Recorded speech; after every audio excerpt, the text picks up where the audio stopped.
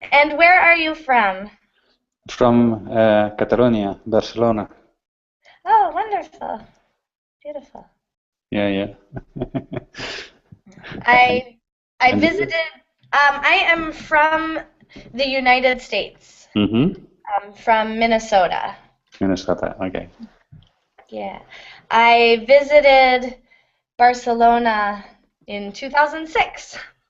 Mm-hmm. It was beautiful. I really enjoyed it. Yeah. Mm-hmm. Yeah. All right. Uh, So, so, and welcome, Richard. Good to see you again.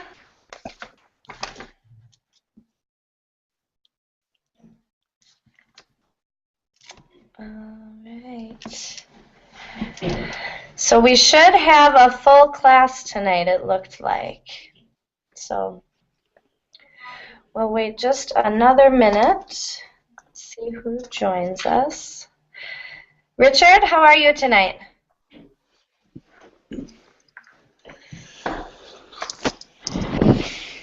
Don't know if he can hear. Okay. All right. Well, um,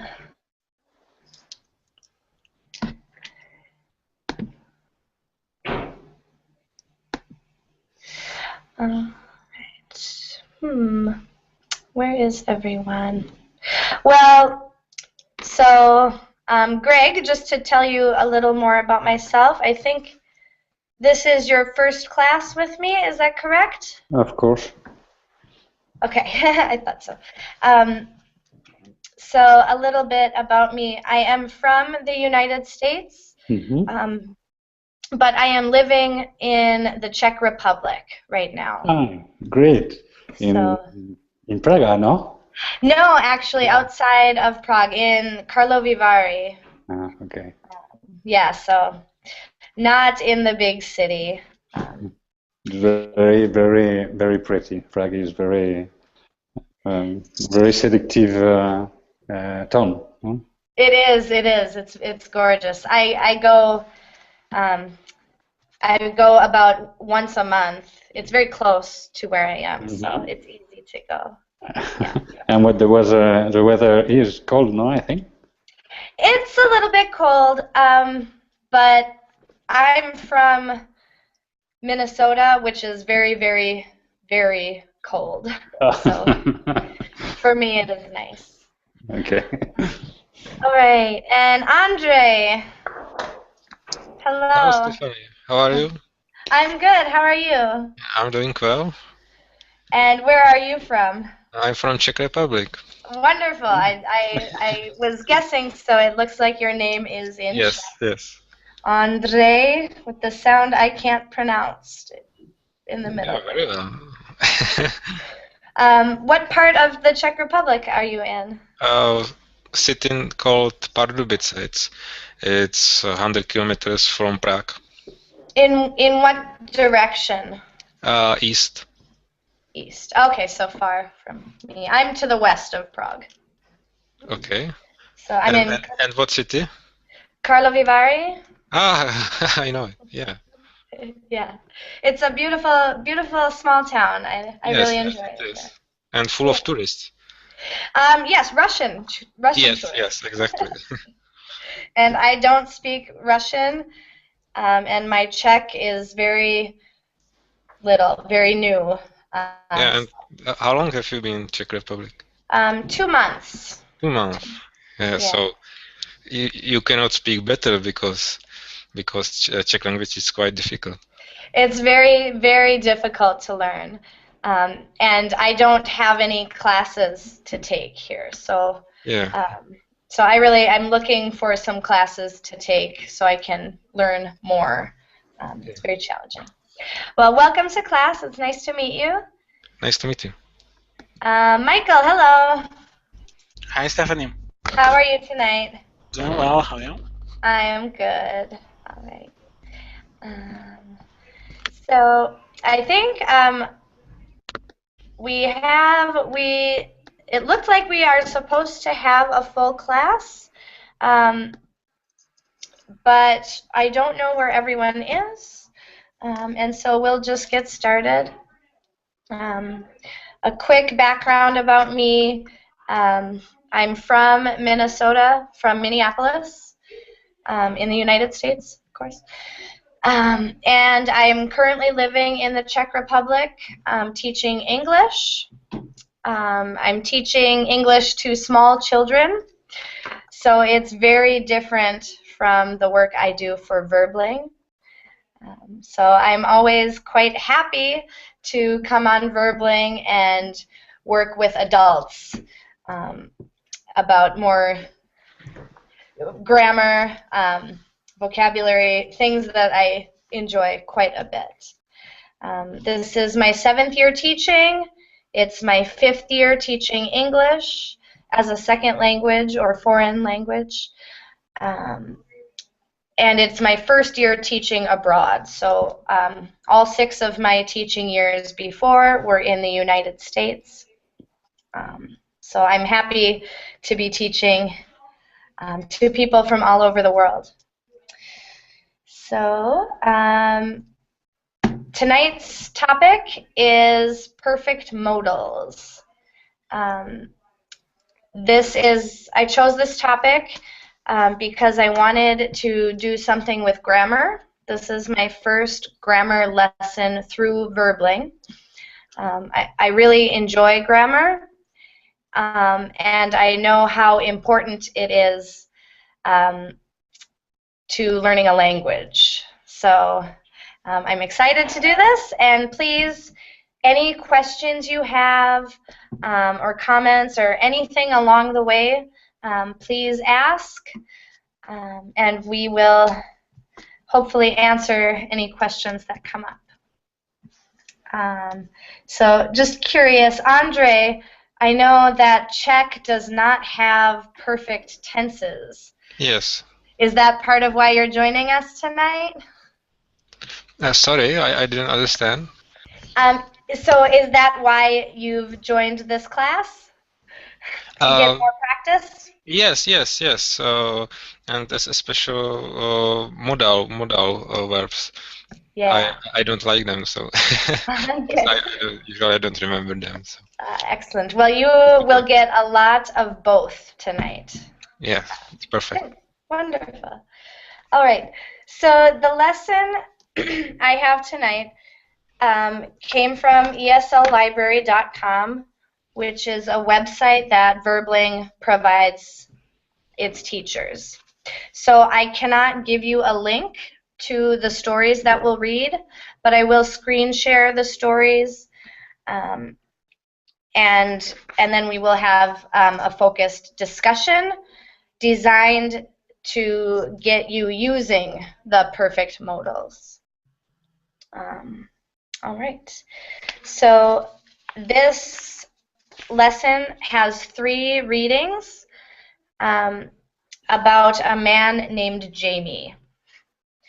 The first reading, let me show it, and then I'll talk about it while you're seeing it. So I'll show the readings.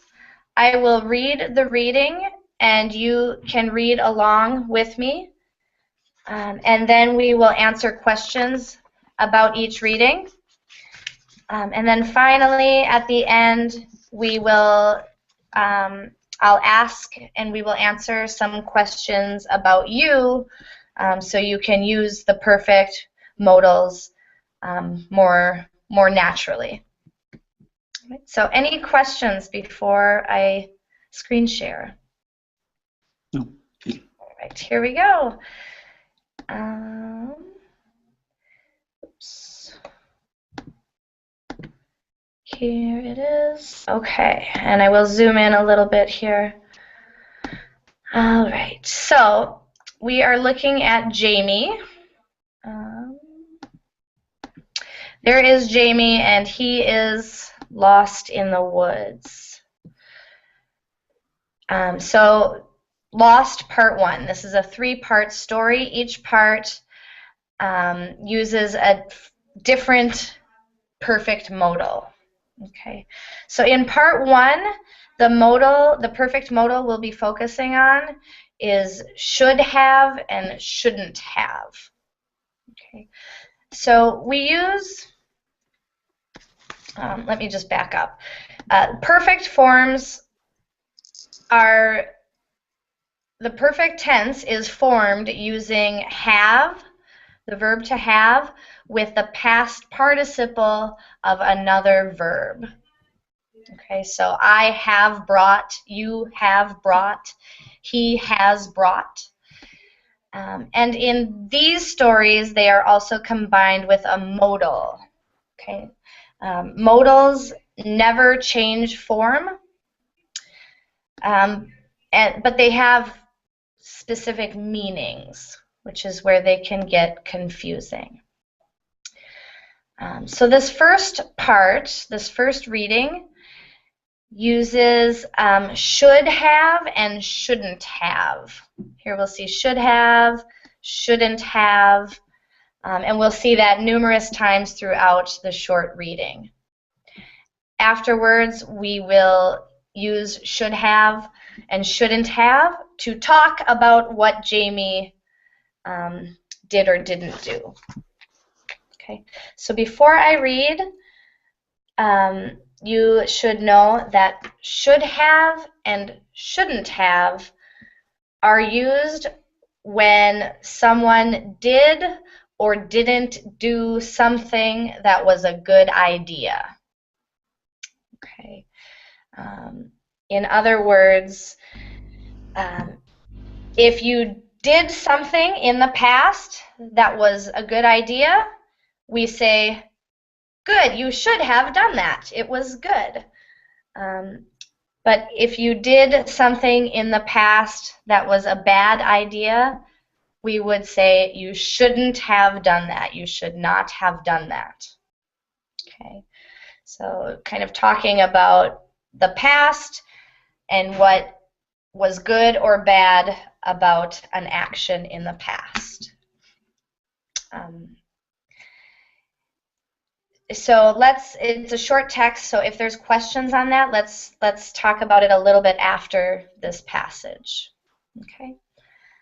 So I'm going to start reading here at Lost, Part 1.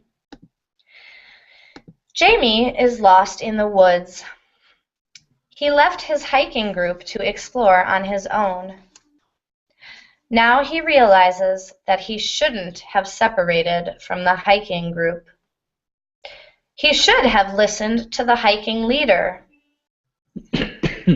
He also should have brought a trail map with him. Most importantly, he shouldn't have left all his food supplies in his wife's backpack. Furthermore, he probably shouldn't have been listening to music while the hiking leader explained wilderness survival skills. As it starts to get dark, Jamie realizes that he should have built a shelter. He should have gathered branches for his shelter while there was still daylight. He also shouldn't have forgotten his flashlight at home. If he can just make it back to camp tomorrow, he won't ever be so foolish again. Okay. So we see Jamie maybe isn't very smart when he goes hiking. So first of all, are there any questions on vocabulary in this passage? What does it mean? Shelter? I think it house in. Yep, so shelter would be any type of covering, usually Covering. a house or a tent.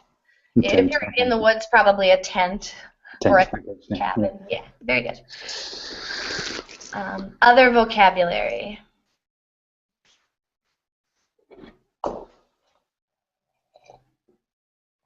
Okay, so no other vocabulary.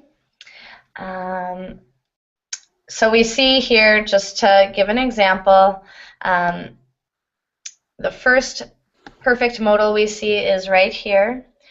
Now he realized that he shouldn't have separated from the hiking group. So this is a good example of talking about past actions and one that was not a good idea. So it was not a good idea to separate from the hiking group. All right. So far, are there any questions on the grammar? No, it's clear. I have a question. Would it be possible to use past simple, just past simple, and not perfect? No. Let's see. So let me see how that would sound. Now he realizes that, yep, that would change the meaning very much. So if we use the past simple of separated, or past simple of separate, okay, so in the perfect tenses, the past participle is the main verb. So if we take the past simple and just say, now he realizes that he separated from the hiking group, that would mean that he is understanding that he separated. And would it be possible to say that he shouldn't separate it from the hiking group? Yeah, so if we took out the have, let's see how that would sound. Now he realizes that he shouldn't separated. The meaning would be clear, but it would mark you as a non-native English speaker, or it would sound strange to English speakers. Okay. Yeah, you would be understood, but it would sound strange. Okay, thank you. Yeah, good question. Good question. Any other questions on these so far? We're going to go to the questions about it, and that will give you some practice opportunities. So here are some questions about Lost Part 1. First question, what should Jamie have done differently to prevent getting lost? He shouldn't have separated from the group. Very good. He shouldn't have separated from the group. He should have followed the what do you call it? The leader of the group or what? Yeah, the leader of the hiking group. Yeah, the hiking leader. Yeah. So he shouldn't have separated. He should have stayed with the leader. He shouldn't have listened his music. Yes. So perhaps he was listening to music. He was. He shouldn't have been listening to music while the leader explained what to do. Good. There. Let's see. What about a trail map? Yeah. Yeah. He should have brought a trail map. Yep, very good. He should have brought a trail map to prevent getting lost. Good. So that's question 2. What else should he have brought with him? The light flash. Yep, he should have brought a flashlight. A flashlight. He should have brought a flashlight. He should have brought the trail map. Mm-hmm. There was one. Yes. So he should have brought food supplies. He shouldn't have left his food with his wife. Good. Question 3. And notice in the questions, the perfect and the modal, the perfect gets split from the modal. So here's the perfect tense, and here's the modal, and it's separated by the subject of the sentence, he. So what should he have done before leaving for the hike?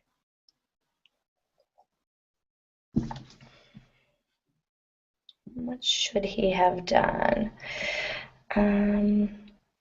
So the reading doesn't tell us explicitly.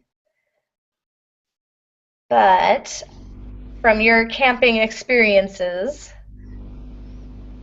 what do you do before you leave for a hike? Okay, before leaving for the hike, what's his name? Jamie. Jamie should have um, listened to instruction. No, before Yeah. leaving for the hike. Yeah. Whose instructions? He could, so what should he have done before leaving for the hike? He should have listened to the leader's instructions. Yep, religious instruction. He should have watched some series of Bear Grylls. Yes, he should watch Bear Grylls Yeah, to series. learn survival skills. And he should have brought with him a bottle of vodka in case he is lost. That's- And shouldn't have any worries. Very good. That's good advice. Good advice. It would be lost at the same, but very happy, no? Yes, he would have been lost, but much happier. Good, excellent. And good. So then what shouldn't he have done? You said a few. He shouldn't have left the group. Yeah, he shouldn't have left the group. Yes, very good. So, and then number 5, we use should, just the modal itself, for advice. Sometimes with the perfect, but sometimes not. So should is often for advice. What should he have done once he became lost?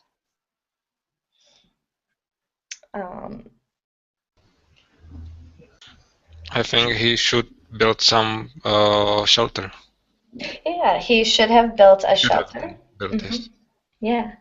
He should have gathered wood for a fire. He should have used his cell phone to call his wife. All right. Good, excellent. It seems clear. Are there any other questions or comments on part 1 here? All right, excellent. And let me just check in quick with the checklist of equipment I see in the chat, Jose. He should have made a checklist of equipment before he left. Very good. But he didn't. Shame on him. All right, good. So we're going to go to part 2 of the lost story. And part 2 uses the modals may and might. May and might have basically the same meaning, which is talking about possibilities. So everything in this will be kind of hypothetical situations or possible situations. We don't know what has happened to Jamie. And in this part of the story, we will hear what everyone thinks might have happened. So the modal is may and might. There's also one could. Could sometimes means the same as might. And we'll see that down here towards the end of the first paragraph. Okay, so again, this is formed with have, the perfect tense have, and the past participle. And our modals might, may, and could. Lost, part 2. Jamie's hiking group realizes that Jamie is missing. Everyone is concerned as it begins to get dark. The hiking leader thinks that Jamie might have wandered back to the park entrance. However, when he radios the park warden, they discover that Jamie is not at the park entrance. everyone begins to fear the worst. Jamie's wife thinks that he may have been eaten by a bear. His friend Paul thinks that he could have been injured and unable to return to the group. 2 days later, the group is extremely worried about Jamie alone in the forest without supplies. Some people fear he may have frozen to death, while others fear he may have become weak from starvation. Okay, so we see things are getting quite serious. It's been 2 days now. And people's imaginations are running wild. They're very scared as to what might have happened. Any questions about vocabulary in these 2 paragraphs? I have one question about grammar. Yes. I would like to ask if I can perfectly substitute mate and may, or in all cases, or sometimes it's better to use may and sometimes it's better to use mate. So in this paragraph, in these 2 paragraphs, might and may are exactly the same. You can perfectly substitute either of them. I'm not sure if that is always the case. Let me think for a moment I'm going to try to think of a time when you can't substitute them. I want to say they are always, you can always substitute them. Okay. Yeah, in my mind, they mean exactly the same. I may go see a movie later. I might go see a movie later. Yeah, so. A question I read that may is not usually used in American English. Yeah. Is it true? That is true. I almost always say might. Might is much more typical in American English. And what is more polite, mate or may, or it's same? Good question. So the one time that you, or maybe other times, but you will often hear may in a polite question. So, for example, in school, children often say, "Can I go to the bathroom?" And you will hear teachers correct them and say, "May I go to the bathroom?" So it is more polite than can, but I believe in terms of may versus might, I think they're the same in politeness. Might I have another cookie? May I have another cookie? Both are very polite. Okay, great. Thank you. Yeah. Excellent. Great questions. So any other questions on vocabulary or grammar? Yep. So I've heard that when you say I may go to the bathroom or I might go to the bathroom, so basically when you say may, it's a higher probability, but might, it's a lower probability. What would you say about that? I'd say it's the same. It's the same, okay. Yeah, to me it's the same. With British English, I don't know. There might be a difference in British English, but I am not aware of a difference in probability with those 2. Okay. Good question. Really good question. Good. So yeah, when we look here, it's probably equally likely that he wandered back to the entrance. Of course, in this story, it's not equally likely, and in real life, being eaten by a bear is less likely than finding the entrance. But that's not signaled by the words here. So good. Shall we go on? Let's go on to the questions for this paragraph. All right. So, what does the hiking leader think Jamie might have done? He might have come back to the entrance of park. Yep, perfect. So the hiking leader is optimistic and hopes that his hiker made it back to the entrance. Good. What does Jamie's wife think may have happened to Jamie? Yeah, was yeah, he might be eaten? No, Eaten. eaten. Yep. By a He may bear. have been eaten. Yep. Yeah, so Jamie's wife, of course, is not optimistic and she immediately fears the worst. All right, good. And what about Jamie's friend Paul? And this is where we used could have, but you can say his friend thinks he might or may have been. Could have be injured. Yeah, he could have been injured. He may have been. He may have broken his leg. He might have been bitten by a snake or somehow injured otherwise. Excellent. He might, his friends think that he might have been eaten by a werewolf. Yes, it's possible his friend thinks he might have been eaten by a werewolf. Werewolf. These people have varying levels of rationality. How did you say? Varying? Werewolf?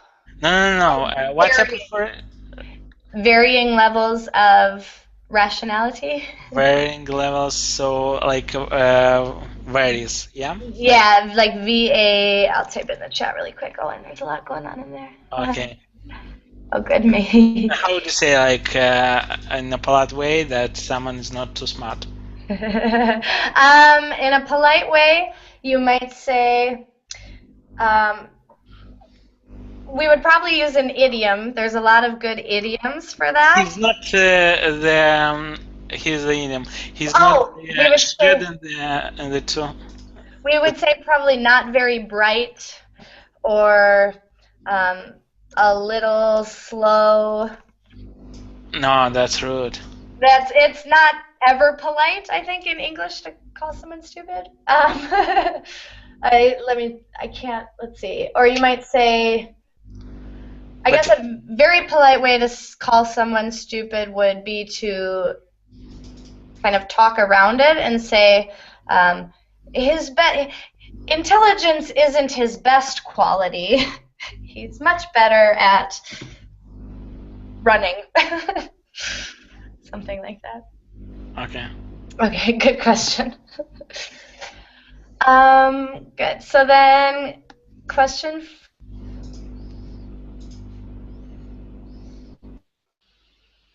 What do people think may have happened to Jamie? So later on, it's been 2 days. It's much more serious, and people are actually worried with realistic worries. People think that he may have frozen. Yeah, he may have frozen to death. Although, if we look at the picture, it doesn't look that cold there. It looks like springtime or summer. Good. And there was one other thing relating to him not having food.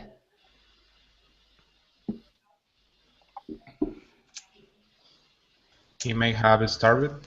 Yeah, he may have starved. So, and that after 2 days, he should still be alive, but just very, very weak. And yeah, good. Any other comments or questions before we move on to the third and final part of the story? All right. So, part 3, we can see from the picture a happy-looking Jamie and probably his wife there. So this this story, or this part of the story, is going to use could have, and in this paragraph, could have is talking about past ability. So a little bit different than the could have right here. We're not talking about hypotheticals or imaginary situations. In this third part, the could have is about real things that he was able to do. But it's almost, I mean, it's quite similar in meaning. You'll see some similarities in the meaning. All right, so with that, lost part 3. 3 days after being lost in the wilderness, Jamie finally makes it back to camp. He is reunited with his hiking group and his wife. They are all happy and relieved to see him. Jamie is relieved to be alive. He could have starved to death in the forest. Jamie didn't have a map, and he could have wandered further into the forest instead of finding his way back. He could have even frozen to death or been attacked by wild animals. He could have fallen and hurt himself and never made it back. All right, and that's the exciting conclusion to the story. We're glad he's safe and sound. So we can talk about what the story said, but also if you want to be creative, please do, just to practice the form. What could have happened to Jamie in the forest? And this is our only question for this. So, what could have happened to Jamie? He could have wandered further in the forest. Yep, he could have wandered even further in the forest and never found his way back. Great. What else? He could have wandered all the way through the forest to the next city and and started a new life. In Bahamas, no? Yeah. You'd have to cross the ocean, I suppose. Yeah, good. So this is kind of, are there any questions on the grammar at this point? Or any other comments about Jamie or this exciting wilderness adventure?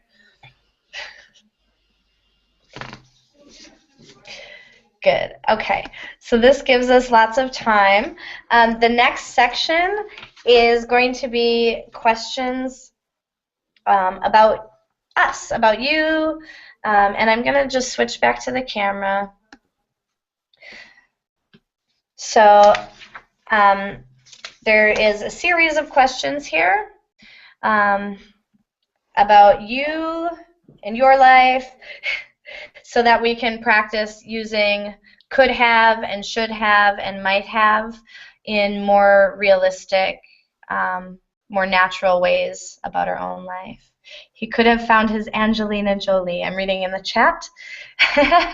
Yes, he could have found his Angelina Jolie, divorced his wife, and he could have lived happily ever after. He could have found his Stephanie. Burns. I don't spend much time in the woods. Good, very creative. Good. Sorry, how do you pronounce your family name? Burns. Yep. Burns. In English, it's one syllable, Burns. In Spanish, it's much more beautiful, Burnes. Wow. What's the idea of, do you have like some meaning so behind your family name? Not that I'm aware of. Oh, I believe, I know that The Irish spelling is just B-U-R-N-S.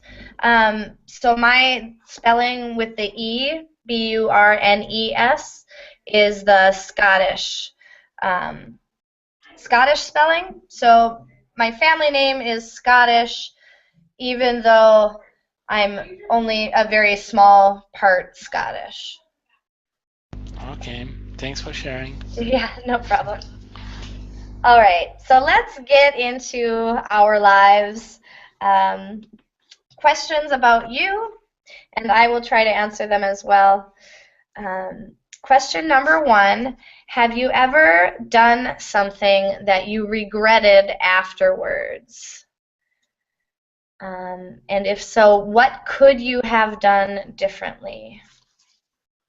So I'll show the question really quickly as well, so you can see.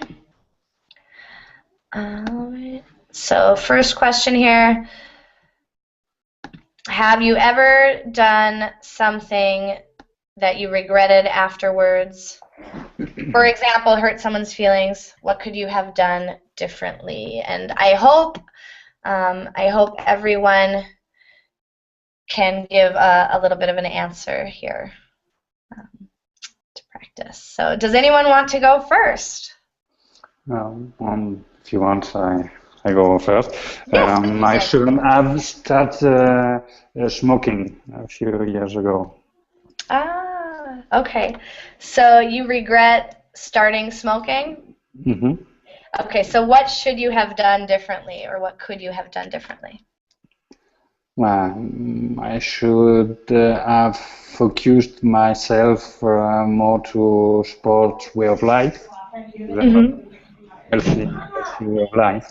Yeah, good. Yeah, you should have lived in a more healthy way, or you shouldn't have started smoking. Of course. Good example of something you regret doing. Anyone else? How about Michael? Okay, so could you repeat the question? Not sure, but just repeat. Yeah, have you ever done something that you regretted afterwards? Okay, what can I tell you off the top of my head? That could be,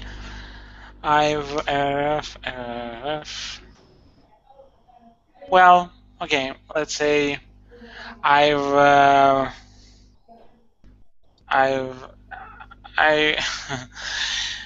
well, not really. I've never done something that I would regret something for, because I think everything what I've done is something that led me to what I am now, and I'm quite satisfied. Like, let's say 90% I'm satisfied with my personality, appearance, and things like that. So, and with my, I don't know, position in society or something like that. Like, for example, I speak English properly. Well, of course, I speak with mistakes, with some accent, but that's not the point. The point is that I speak this language, and also I work in English-speaking company, and that's my success. Yeah. So I'm very happy because of that.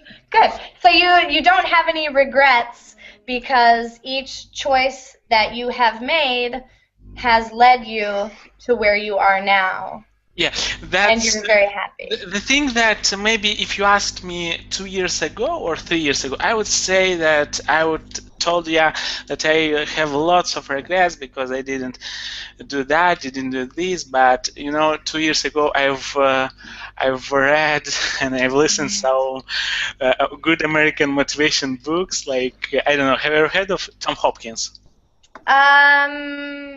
I don't think so. Or I can't think of a book he's written. Okay, you should have no. You should look up on the internet. Tom Hopkins, his name. He's a sales guy. So and he wrote, and he has audio, yeah, format. So you listen.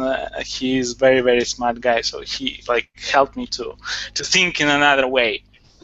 Awesome, excellent. And by the way, in English. So he's like. Okay. I will look him up. That's good.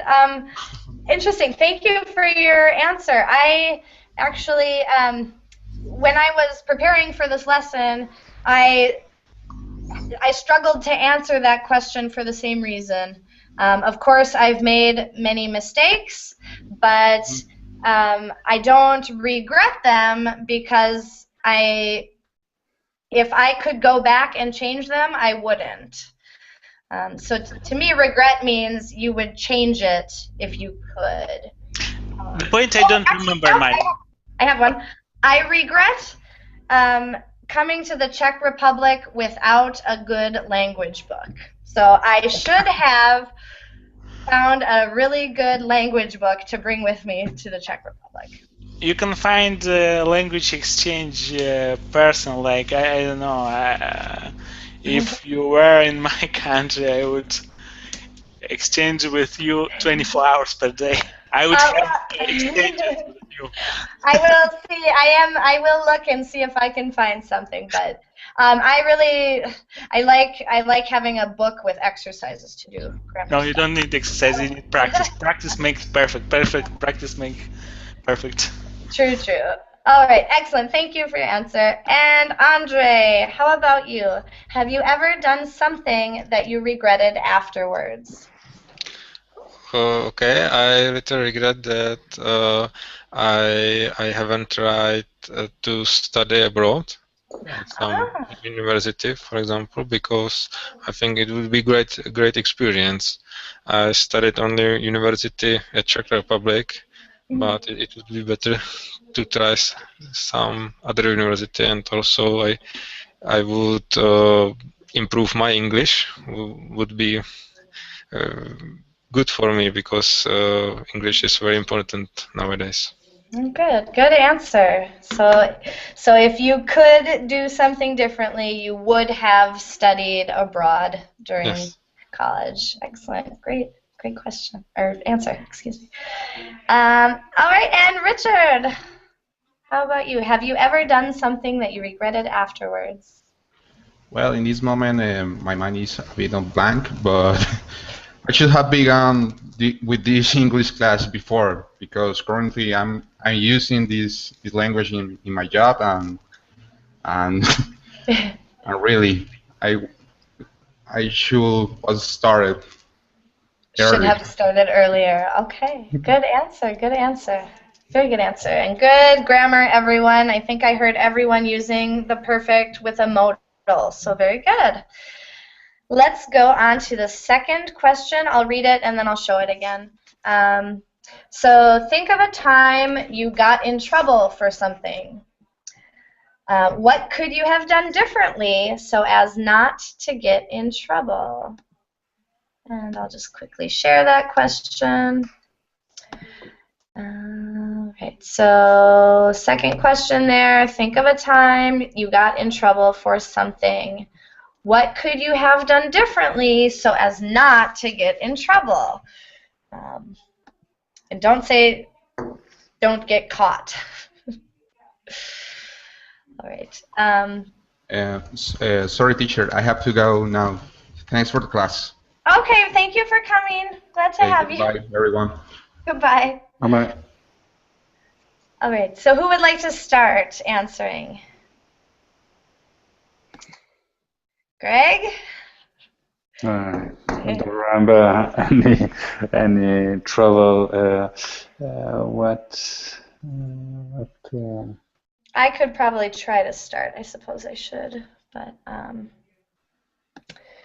okay. Well, so I have gotten in trouble a few times in my life. So I'll start, and you all can think of a really good answer. Okay. Go ahead. So when I was in high school, I got in trouble. This sounds bad, but it was not my fault. I didn't even know. I had a weapon on me in high school. I had a taser. What's that? A taser is like an electrical weapon, like you zap someone. Yeah, okay. It was in my coat, and I didn't know it was in there. Sure. my mother had given it to me Okay. the year before, and I had just put it in my coat and forgot for a year. I had no idea it was in there. My mother gave it to me because I moved into a dangerous neighborhood. Um, and so they found it at school, and I got in trouble. So what could I have done differently so as not to get in trouble? You could have washed your coat. Yes, I could have During 1 washed my year. coat and found it was my winter coat. So I had put it away the last winter, took it out again. Okay. I could have checked the pockets. I could have worn a different coat that day. Or I could have stayed in class so that I didn't get my coat checked. To begin. Or another variant, when they cut you with that, how did you call that? A taser. With that taser, you should use it on them. I could have used it on them. No, that's just a joke. Don't take it seriously. No, that would have been exciting, but I think I would have gotten in much more trouble. All right, excellent. So, good. So now, does anyone else have a story? Yep, I have. Okay. You started to talk about the school, so I recalled my school story. So basically, when I was like studying in school, I've got a bad mark. Yeah, mark, or what did you get? Bad mark. In America, we would say a bad grade. A bad grade. So on each lesson, when you have tests, is that grade or mark? We would say grade. Mark is very much British English. Oh, okay. I got a bad grade on an exam or something. I don't remember, on a lesson, let's say.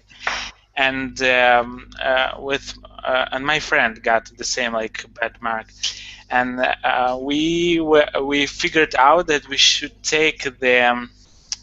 So what do you call that thing where the teacher writes the marks? Grades. Where she writes it for everyone, or the grade book?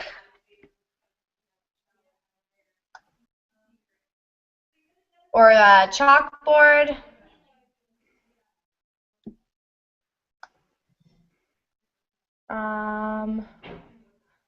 Michael? Yeah, grade book. Oh, sorry. Okay. Yeah, no worries. A grade book is the official document, yeah? Yeah, yes. So we figured out with my friend that we should have taken that grade book and change the grades.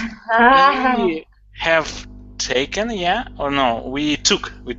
So you did take it? Yeah, we took. On the next day we took, and we went to a VC, to the bathroom.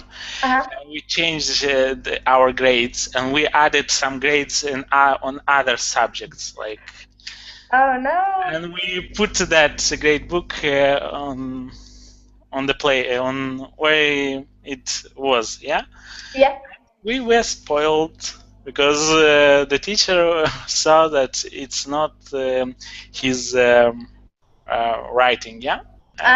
Okay, so you got caught because the teacher recognized that it was not his writing. Yep. And what we should have done differently is that we should have, I don't know, try to ask someone with a good writing skills to do that job for us. Good. Yes. So that would have saved you from getting in trouble. Good. Yeah. Good story. Very naughty. Thank you for sharing. All right. So, Andre or Greg, have you thought of a question? An answer. I don't remember any significant trouble. Okay, that's okay.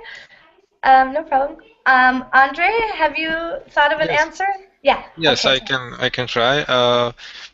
It is a small thing, but not sure. Maybe 2 weeks ago, I received a package, which was the new office chair, and it was quite heavy box, and I wanted to lift it in stairs, and I grab it and pick up it really stupidly, and and I little injured my back, my backbone. Nothing serious, Ouch. but the whole week I was really how to say, I almost cannot move. So Ouch. Ouch. So so you kind if of injured yourself. yes, yes. So I what? would think more about how to pull up the box, or how to manipulate with it. Wow. So what could you have done differently so as not to injure yourself? Oh, I could use lift and not